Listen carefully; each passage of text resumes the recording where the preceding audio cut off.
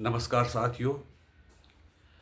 आजकल समाचारों में महाराष्ट्र का इलेक्शन और झारखंड का इलेक्शन है। ज़्यादा चर्चा महाराष्ट्र के इलेक्शन के बारे में हो रही है, क्योंकि महाराष्ट्र एक बड़ा स्टेट है। बड़ा स्टेट होने के नाते उसकी दिलचस्पी जो एनालिस्ट है उनकी है, जो पॉलिटिकल पार्टीज चुनाव में है उनकी है, मोदी की पॉपुलैरिटी पे है, और गठबंधन की राजनीति के बारे में भी इस बार लोगों की दिलचस्पी है। चुनाव तो झारखंड में भी है, लेकिन उसकी कोई चर्चा नहीं हो रही है। एक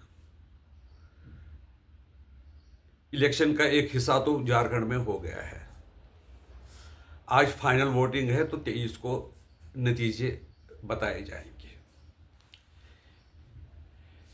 इसमें है महाराष्ट्र के चुनाव के एक दिन पहले एक बिटकॉइन फ्रॉड का पता चला है।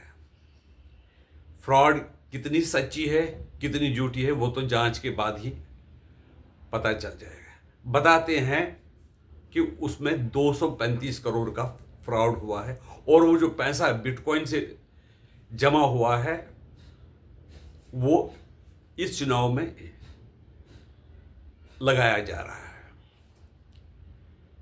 और उसमें जो आवाज है वो बताती है वो सुप्रिया सुले की है, जो कि उस बात से इनकार करती है।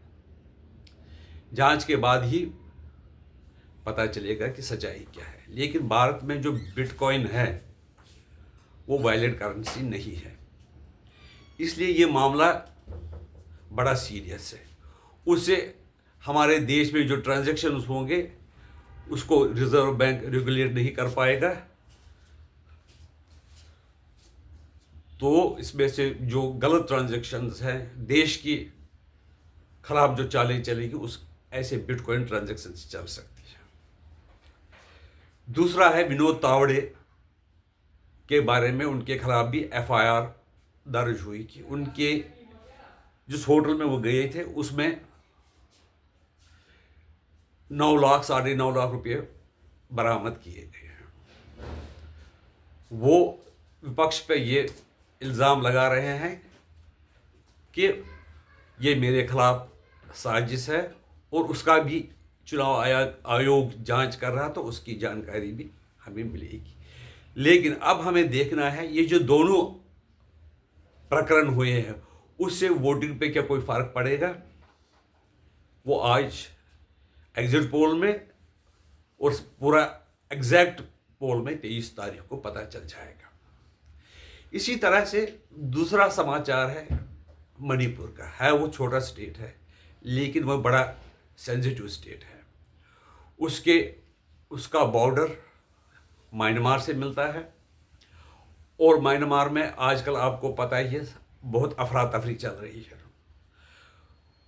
उग्रवादी गुट म्यांमार में सक्रिय है, जो कभी भी देश पर अपनी मर्जी से हमला कर देते हैं, नागरिकों को मार देते हैं और म्यांमार में चले जाते हैं। अभी हाल ही में 10 उग्रवादी मारे गए, लेकिन वहाँ के जो लोग हैं, उनके जो नेता हैं, वो कह रहे हैं कि वो इनोसेंट 10 लोग थे।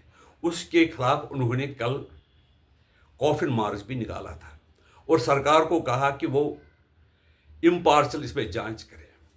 अगर ये बात सही है कि वो इम्पार्शल है, तो 6 माइती लोगों को किसने मारा है, जो बिल्कुल अपने काम में लगे हुए थे, जिनका कोई राजनीति से कोई संबंध नहीं था, उनको किसने मारा है? ये भी देखने वाली बात है। उसमें भी पूरी जांच होनी चाहिए, क्योंकि ऐसा हमारा देश है चाइना, जो हमारे हालात का फायदा उठा सकता है और हमारे देश को हानि पहुंचा सकता है। वहां से कोई विदेशी लोग भी अलग करना चाहते हैं, जो क्रिश्चियन पॉपुलेशन वाले स्टेट है उनको भारत से अलग करके वहां पर एक बेस बनाना चाहते हैं। इसलिए वो स्टेट बहुत ज़्यादा सेंसिटिव हो जाती है। इसका केंद्र सरकार को और राज्य सरकार को बहुत ही ध्यान देना चाहिए ताकि देश के हालात खराब ना हो। और दूसरा है वोट जहाद की बात भी आजकल चल रही है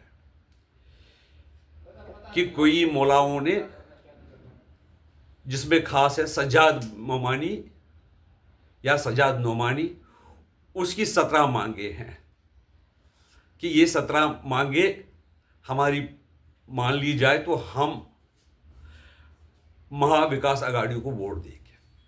ओपनली तो इसके खिलाफ या फेवर में बयान नहीं आया, लेकिन सुनने में आया है कि मौन स्वीकृति शरद पवार ने भी दी है, कांग्रेस ने भी दी है। तो क्या लोगों को इस तरह से वोट जीतने का, वोट हासिल करने का तरीका बनाया जा रहा है? ये तो लोकतंत्र के खिलाफ है, उससे लोकतंत्र को बड़ी हानि पहुंच सकती है। अब हमें देखना है कि 17 मांगे पूरी होती या नहीं होती। अगर MVA पावर में आ गई तो देखना है कि ये जो मांगे हैं वो पूरी करती है सरकार या नहीं है। लेकिन इसमें एक दिलचस्प बात यह है कि हमारे जो नेता है, राजनेता है, वो कुर्सी के लिए कुछ भी मानने के लिए तैयार हो जाते हैं, क्योंकि उनको कुर्सी के बगैर और कुछ नहीं दिखता है। देश का क्या होगा, हमारे समाज का क्या होगा, उसकी उनको कोई चिंता नहीं है। वो सिर्फ चाहते हैं कि हम पावर में रहे तो हम इलेक्शन जीते और हम राज करें स्टेट में।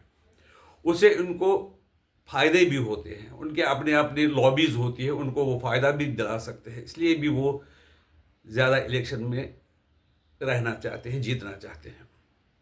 लेकिन देश की परवाह करना बहुत ज़रूरी है, इसलिए हम लोगों से ये अपील करते हैं वो ऐसी पार्टी को वोट दे जो देश के बारे में सोचती है और जो देश को नुकसान नहीं पहुंचा सकती है और देश को फायदा ही पहुंचा लेगी। एक और बात है, दिल्ली में कैलाश गहलोत ने भारतीय जनता पार्टी ज्वाइन कर ली है, जिसके खिलाफ भी बीजेपी ने पहले कई इल्जाम लगाए थे, क्योंकि वो भी उसी कैबिनेट का हिस्सा था जिसमें केजरीवाल मुख्यमंत्री थे और कैबिनेट के डिसीजन में शराब पॉलिसी का डिसीजन हुआ था उसके भी वो हिस्सा रहे हैं। बीजेपी ने उसको अपनी पार्टी में क्यों शामिल किया है, ये समझ से परे है। या तो इसलिए क्योंकि उनको लगता है कि हम जीत नहीं सकते हैं, कुछ भी करें केजरीवाल को हरा नहीं सकते हैं, इसलिए हम किसी को भी पार्टी में एंट्री करवा देते हैं। लेकिन दिल्ली जीते या ना जीते बीजेपी, नुकसान उनका देश में होगा। वो सोचेंगे कि ऐसे अगर जिन पे आपने इल्ज़ाम लगाए हैं तो उनको आप पार्टी में लेते तो आप और दूसरी पार्टियों में क्या अंतर रहा है। जैसे अजीत पवार को